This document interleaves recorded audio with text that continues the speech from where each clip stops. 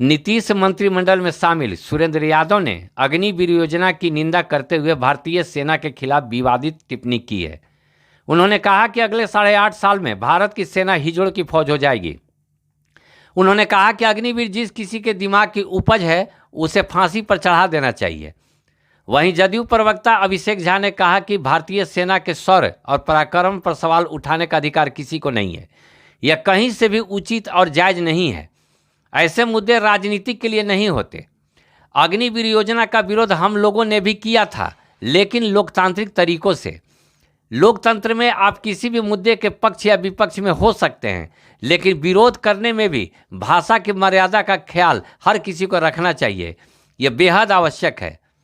मंत्री जी ने जिस भाषा का इस्तेमाल किया है, जिन शब्दों का प्रयोग किया है, वह कहीं से भी उचित और जायज नहीं है।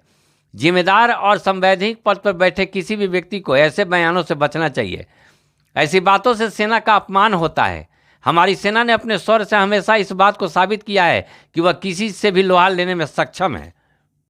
ठीक आज से 8.5 साल के बाद देश का नाम आवेगा हिजड़ों के फौज में, हिजड़ों का फौज में। ये मैं बोलता हूँ। 8.5 साल के बाद जितना पुराना सेना है वो सब रिटायर कर जाएगा। ये जो 4.5 साल का जो अग्निपथ वाले, अग्निवीर वाले लोग जो बहाल होंगे, इनका तो ट्रेनिंग में पूरा नहीं होगा, तो चल आवेंगे रिटायर होके। तो जब उस पर कुटुंब आवेगा शादी ब्याह के, पूछेगा क्या नाम है बाबू, तब विजय सिंह, विजय कुमार, विजय यादव, विजय प्रसाद, और बाबूजी के नाम अवधेश यादव, अवधेश सिंह, अवधेश कुमार, अवधेश। क्या करते हो? तो रिटायर फौजी ही हो तो होगा ब्याह। अगर रिटायर करेंगे तो परमानेंट नहीं रिटायर है। चला कहाँ बेटी देके बर्बाद करवाएगा जीवन, भाग चलेगा वो। गाड़ी से भी आवेगा तो गाड़ियों छोड़ देगा, इसी पैदल भाग चलेगा वो। समझ गए ना?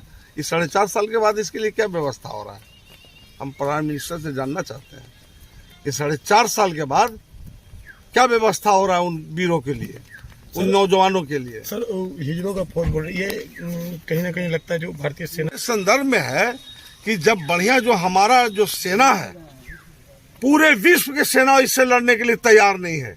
जो हमारा सेना है पूरे विश्व के इतना मजबूत है, और जब 4.5 साल में नौकरी दीजिएगा तो कौन सा सेना बहाल होगा? आप ही बताइए। आप मेरे परिवार के लोग, आप मीडिया से आते हैं, देश चलाते हैं, आप भी देश के दिशा और दशा देते हैं। आप ही बताइए 4.5 साल में क्या सेना बनेगा, कौन सा सेना बनेगा? अग्निवीर मैंने गलत है ये प्रस्ताव, 100 में 100 गलत है।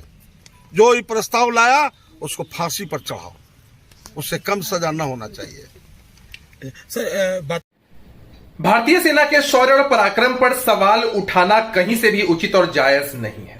ऐसे मुद्दे राजनीति के लिए नहीं होते हैं। अग्निवीर योजना का विरोध हम लोगों ने भी किया था, लेकिन लोकतांत्रिक तरीकों से। लोकतंत्र में हम किसी भी मुद्दे में पक्ष या विपक्ष में हो सकते हैं, लेकिन विरोध करते वक्त भी भाषाई मर्यादा का ख्याल करना बेहद आवश्यक है। मंत्री जी ने जिस भाषा का इस्तेमाल किया है, जिन शब्दों का प्रयोग किया है, वो कहीं से भी उचित और जायज नहीं है। जिम्मेदार पद पर बैठे किसी भी व्यक्ति को भाषाई मर्यादा का ख्याल तो रखना ही चाहिए। इससे कहीं ना कहीं सेना का अपमान होता है। हमारी सेना ने हमेशा इस बात को साबित किया है कि उनके अंदर इतना जज्बा और जुनून है कि दुनिया में किसी भी ताकत से वो लोहा ले सकते हैं।